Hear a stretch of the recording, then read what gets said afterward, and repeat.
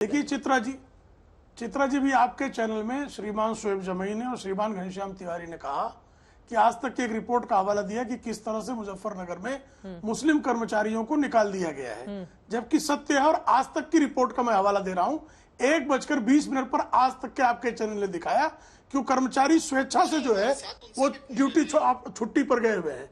ये देखिए, मैं आपकी रिपोर्ट दिखा रहा हूं, ये आपकी रिपोर्ट है। आज तक ने 1:20 पर यह दिखाया है कि किस तरह से जो है कर्मचारी स्वेच्छा से छुट्टी पर गए हुए हैं। जो मुस्लिम कर्मचारी स्वेच्छा से छुट्टी पर गए हैं, उस मामले में भी सपा के घनश्याम तिवारी जी ने और AIMIM के शोएब जमई जी ने किस तरह से इस चैनल पर आज तक पर खुल्लम खुल्ला झूठ बोला और विद्वेष फैलाया, मुसलमानों को भड़काने का प्रयास किया। इसी तरह से ये प्रयास जो है लगातार कर रहे हैं। इन दोनों को आज तक की मैं रिपोर्ट दिखा रहा हूं। आप 1:20 पर आज आप ही के चैनल ने ये दिखाया है। ऐसे में और उस पर जो है चैनल पर आकर वो कर्मचारी उस प्रोप्राइटर्स बता रहे हैं कि किस तरह से जो है मर्जी से अपने गए हुए हैं। उस मामले में भी अफवाहें फैलाकर सांप्रदायिक तनाव ये क्यों फैलाना चाहते हैं?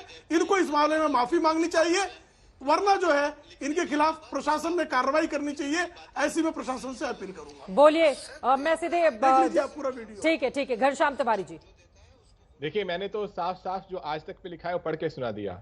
अगर भारतीय जनता पार्टी को लगता है इतनी करारी हार अयोध्या से लेकर बनारस तक, बनारस में हारते हारते इसके बाद वो रिपोर्ट दिखा रहे हैं। एक बार घनश्याम तिवारी जी से मुद्दे पर, क्योंकि लगातार दोनों लोगों की ओर से ही आज तक की रिपोर्ट को लेकर दावा किया जा रहा है, उस पर पहले आप जवाब दे दीजिए, फिर मैं बाकी मुद्दे दावा की बात ही नहीं है। वर्बैटिम ये आज तक पे है, वर्बैटिम रिपोर्ट पढ़ के सुना देनी चाहिए, जनता गूगल कर सकती है, पहली बात। दूसरी बात, एक सेकंड बीच में टोकिए।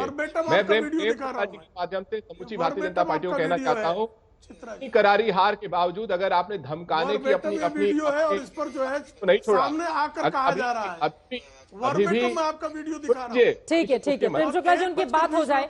आप बोलेंगे तो फिर घनश्याम तिवारी जी की आवाज नहीं आएगी, उनकी बात हो जाए फिर मैं आ रही हूँ आपके पास। इतनी करारी हार के बावजूद इनका धमकाने, जैसे कहते हैं रस्सी जल गई लेकिन बल नहीं गया। आज धमका रहे, बताइए, ये आज भी धमका रहे हैं, बातें कर रहे, उत्तर नहीं दे रहे। पता नहीं है कि कल आपत्तिजनक बात है, पीछे टोक रहे हैं, चित्रा जी आपत्तिजनक बात है। वो कह रहे हैं कि आप रिपोर्ट का हवाला दे रहे हैं, वो रिपोर्ट दिखा दीजिए। ठीक है वो कह रहे हैं कि गलत बयानी, गलत तरीके से आपने रिपोर्ट का हवाला दिया, सच्चाई छिपा ली, वो आरोप लगा रहे हैं घनश्याम तिवारी। हम आज तक पे हैं, आज तक वर्बैटिम रिपोर्ट दिखा सकता है, पहली बात। दूसरी बात कि, और ये आज ही की रिपोर्ट है, पहली बात। दूसरी बात कि भारतीय जनता पार्टी के प्रवक्ता को और उनके नेताओं को कहना चाहता हूं कि आपको पता नहीं है कि कल आपके मुख्यमंत्री रहेंगे या नहीं रहेंगे।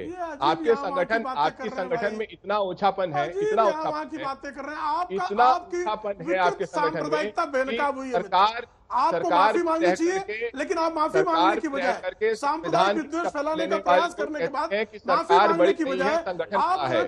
शर्म आनी चाहिए केशव प्रसाद मौर्य को, और अगर जरा सी भी शर्म है तो रिजाइन करना चाहिए। अगर संविधान नहीं है, संगठन बड़ा है। एक एक करके प्लीज, एक एक करके। ठीक है, वो उनका पक्ष है, आपने प्रेम शुक्ला जी अपना पक्ष रखा। आपका उत्तर तो दे नहीं रहे। ठीक है घनश्याम, ठीक है, उनकी बात सुन ले। ठीक है, अब आराम से प्रेम शुक्ला जी प्लीज, प्रेम शुक्ला जी प्लीज। अभी शोएब जमई भी जी को दिखाना चाह रहे हैं, इनको शर्म नहीं आ रही हो, चुल्लू पर पानी में डूब पड़े। प्लीज प्रेम शुक्ला जी, ये तरीका नहीं हो सकता है अपनी अपनी बारी में। अब शोएब जमई जी भी कुछ दिखा रहे हैं, वो देख लेते हैं, फिर मैं आ रही हूँ। ठीक है शोएब जमई कुछ दिखाना चाह रहे हैं, बात आ रही हूँ आपके पास। शोएब जमई दिखाइए, आप कौन से रिपोर्ट दिखा रहे हैं, दिखाइए। प्रेम शुक्ला जी की ये पुरानी बीमारी है, उससे हमें आहत नहीं होना है।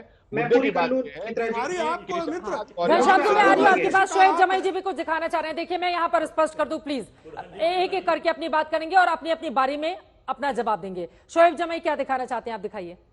जी चित्रा जी, मैं बड़ी शालीनता पूर्वक जो मुझ पर आरोप लगे हैं उसका यहाँ पे खंडन करता हूँ। देखिए, आपका चैनल है यूपी तक डिजिटल चैनल है, जिसके संवाददाता हैं संदीप सैनी जी। वो साक्षी टूरिस्ट ढाबा के मालिक से बात कर रहे हैं, आप देख सकते हैं, साक्षी टूरिस्ट ढाबा से बात कर रहे हैं। और साक्षी टूरिस्ट ढाबा के मालिक ने खुद बताया कि पुलिस कर्मियों को कहने पर उन्होंने 4 मुसलमान कर्मचारियों को हटा दिया। ये आपके चैनल के यहाँ से संवाददाता हैं सैनी जी, और यूपी तक आपका ही चैनल है, आज तक का चैनल।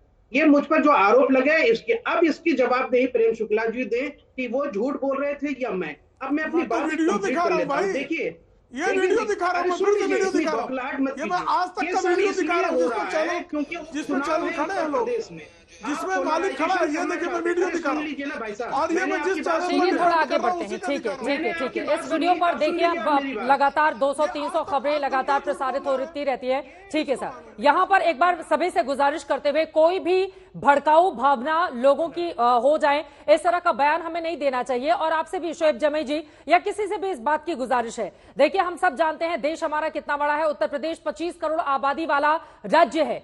ऐसे में सिर्फ एक दुकान का हवाला देकर संपूर्ण मुजफ्फरनगर की जनता को अगर हम उसमें लेकर आएंगे तो मुझे लगता है ये ठीक नहीं है। और एक जगह का ये उदाहरण हो सकता है, हालांकि उसके लिए हमें तफ्तीश करनी होगी, लेकिन बड़ा सवाल यह है कि नाम होना चाहिए, नाम नहीं होना चाहिए। क्या यूपी सरकार के ऊपर विपक्षी दल जो दबाव बना रहे हैं उससे वो वापस ले लेगी यह फैसला, या फिर इसी तरह से कांवड़ यात्रा में जारी रहेगा? क्योंकि 4 करोड़ से 5 करोड़ लोग कांवड़ यात्रा के हिस्सेदार बनते हैं। इसी वजह से जो सच हो वही लोगों के सामने जाए, और लोगों की भावना भड़काने वाला कोई बयान, प्लीज मैं आप सभी से गुजारिश करूंगी, कोई बयान कोई नहीं देगा। विशाल मिश्रा जी अपनी बात करेंगे, उसके बाद मैं आ रही हूं अजय वर्मा जी आपके पास।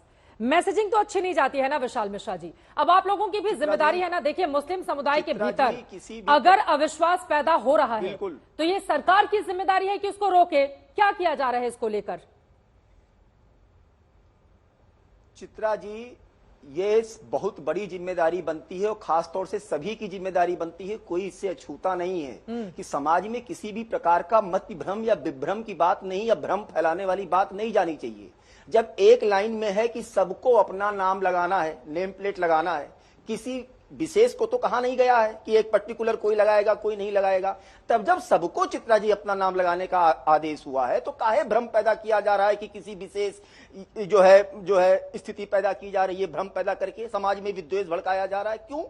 मैं तो ये पूछना चाहता हूं, यही तो मैं अभी कह रहा था इसके पहले कि भारत माता का मंदिर, ये समता का संवाद, यहां समता है, यहां पर क्यों मत भ्रम पैदा किया जा रहा है जब किसी भी प्रकार का विभेद नहीं है? और मैं तो फिर वही बात कहता हूं चित्रा जी, नाम बताने में बताइए क्या परहेज है, जब नियम भी है और नाम बताइए, नाम में क्या दिक्कत है?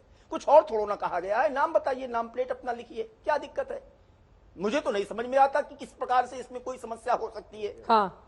बताए ना, जो लोग तर्क दे रहे हैं मुझे बताएं कि नाम लिखने से क्या आपत्ति है। बहुत बड़े सब लोग सेकुलरिज्म के सूरमा बन रहे हैं, लेकिन भ्रम स्टेटमेंट देकर देखिए किस प्रकार से एक नैरेटिव सेट करने की कोशिश कर रहे हैं, एक विशेष वर्ग, एक विशेष जो है समुदाय के लोगों के लिए बातें कर रहे हैं। क्यों कर रहे हो भाई?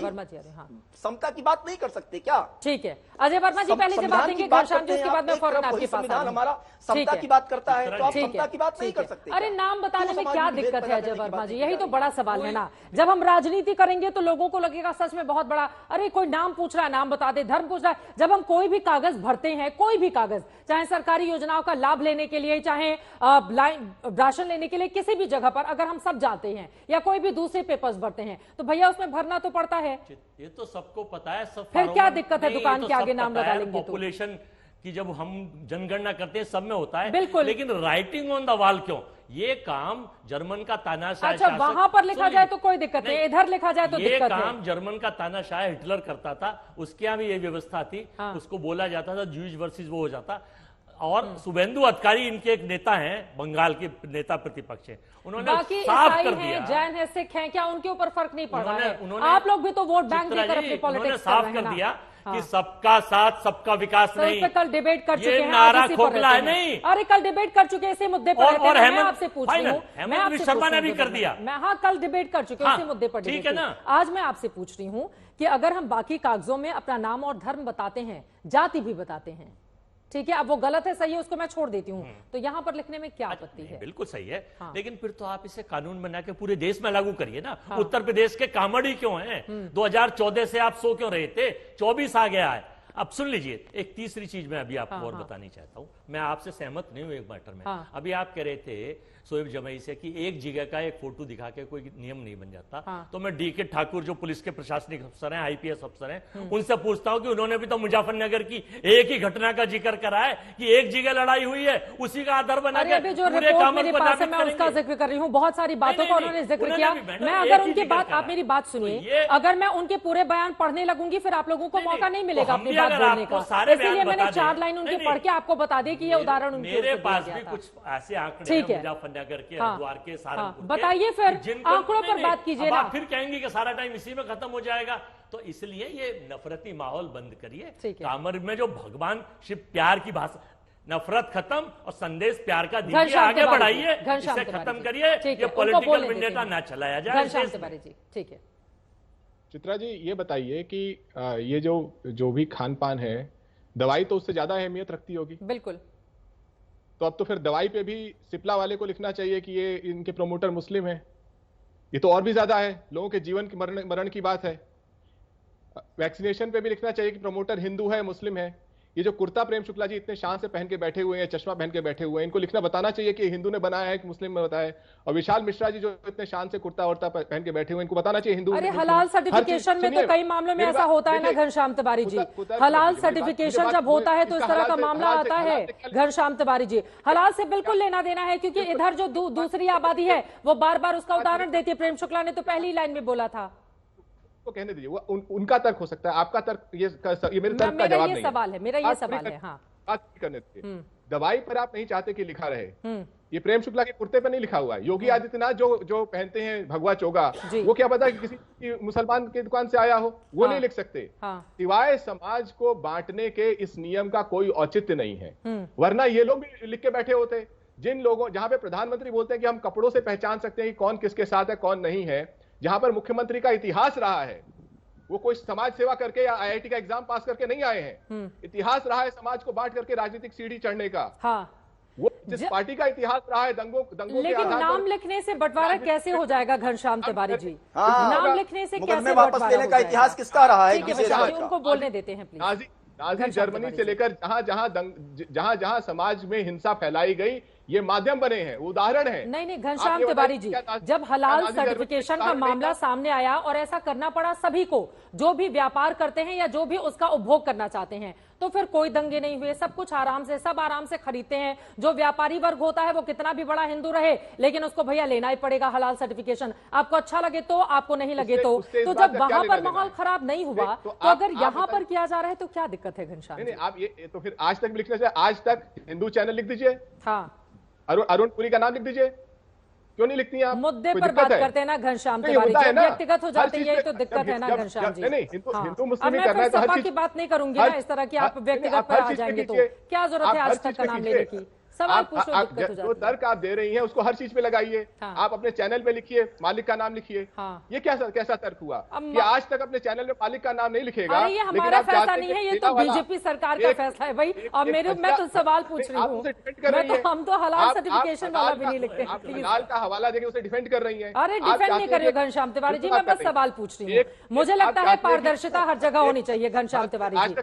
आज तक के चैनल पे भी होनी चाहिए। नहीं घनश्याम तिवारी जी, पारदर्शिता होनी चाहिए, हर जगह होनी चाहिए। पारदर्शिता में किसी भी तरह की कोई कोताही नहीं होनी चाहिए। जो नाम है वही नाम जाना चाहिए। नाम बदल कर, मैं अगर यहाँ पर अपना नाम बदलकर कुछ और पहचान रखकर अपनी बातें करूं तो वो चीजें सही नहीं हो सकती। घनश्याम जी, आप इतने सीनियर हैं। हाँ, अब आप आज तक पर ही आ गए, जब तर्क करने का दूसरा वो नहीं मिला था। लेकिन प्रेम शुक्ला जी वो कह रहे हैं, बताइए आप अपने कुर्ते का कि किस धर्म के व्यक्ति ने बनाया है कुर्ता, बताइए। गुलाबी रंग का सुंदर सा कुर्ता पहने, बताइए चित्रा जी आपने स्वयं जवाब दे दिया। हलाल सर्टिफिकेशन तो इनको लगता है, यहाँ तो किसी ने कहा ही नहीं कि मुसलमान का खरीदना नहीं है। किसने कहा मुसलमान का नहीं खरीदना है? ये तो इनके मन में पैदा हुआ और आज तक अरुण पुरी का हर कोई जानता है। लेकिन आप मुझे कृपा करके बता दीजिए, अगर अरुण पुरी अल जजीरा निकाल रहे होते, अरे भैया हमारा चैनल छोड़ दीजिए, आप आपस में पॉलिटिक्स करते रहिए। ये बीजेपी और समाजवादी पार्टी की लड़ाई है, प्लीज हमें उस बीच में मत लाइए। समाजवादी पार्टी लाया ना अरुण पुरी जी का नाम, आपको कोई लेकर नहीं आएगा।